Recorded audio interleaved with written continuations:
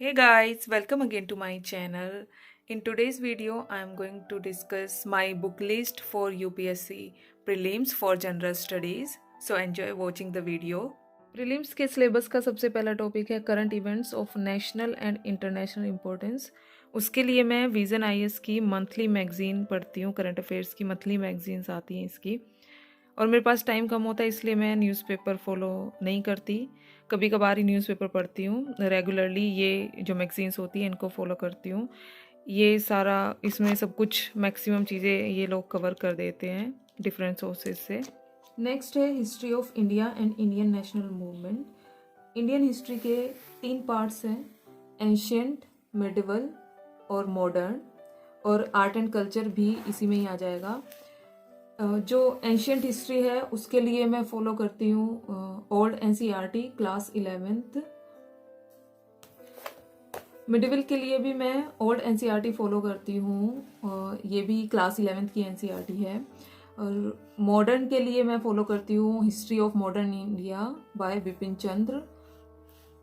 ये तीनों old NCERTs हैं जो मैं फॉलो करती हूँ।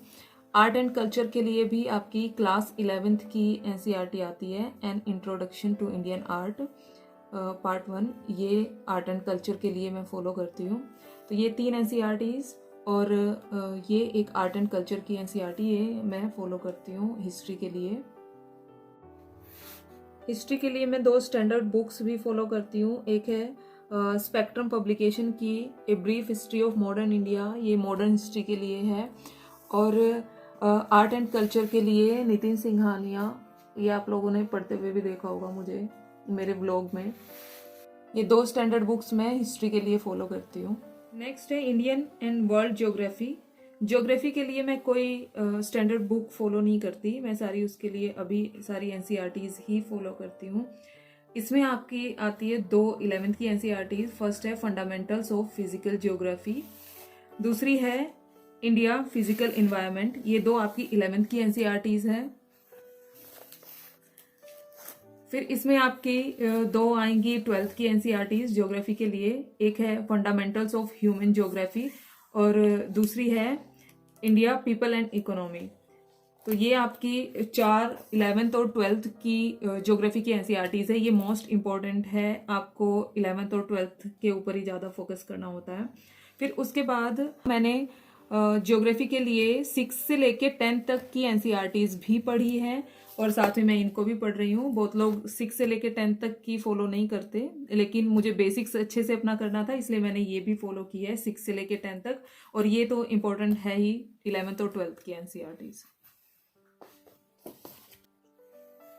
ज्योग्राफी में ही आपका मैपिंग वाला पोर्शन भी आता है, तो मैपिंग के लिए मैं करंट अफेयर्स में जो भी प्लेसेस आते हैं उनको एटलस से कवर करती हूँ, और एनसीईआरटीज में भी जितना रिवर्स वगैरह या फिर लैंड फॉर्म्स वगैरह जो भी आती है वो मैं एटलस से पूरा उसको कवर करती हूँ। नेक्स्ट है इंडियन पॉलिटी एंड गवर्नेंस। इसके लिए मैं 2 एनसीईआरटीज मैंने फॉलो किए हैं। एक है क्लास 11th की पॉलिटिकल थ्योरी, और एक है क्लास 11th की है next Indian constitution at work. ये दोनों एनसीईआरटीज ये फॉलो की है। और इसके लिए ये तो सबको पता ही होगा, बहुत फेमस बुक है लक्ष्मीकांत पॉलिटी के लिए, इससे में पूरा कवर हो जाता है। तो ये स्टैंडर्ड बुक मैं फॉलो करती हूँ पॉलिटी के लिए। और इसी में ही आपका गवर्नमेंट स्कीम्स आ जाएगा, तो उसके लिए विजन आईएएस की ही एक बुकलेट आती है गवर्नमेंट स्कीम्स की, उसको आप फॉलो कर सकते हैं। नेक्स्ट है इकोनॉमी।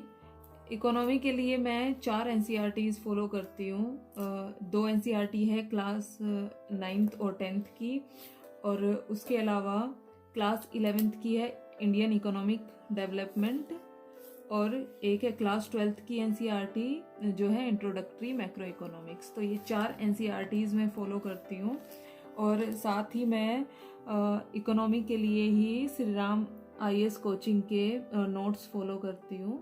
ये श्री राम आईएएस कोचिंग का इकोनॉमी का प्रिंटेड मटेरियल आता है, इसको मैं फॉलो करती हूँ कंप्लीट अपनी प्रिपरेशन के लिए।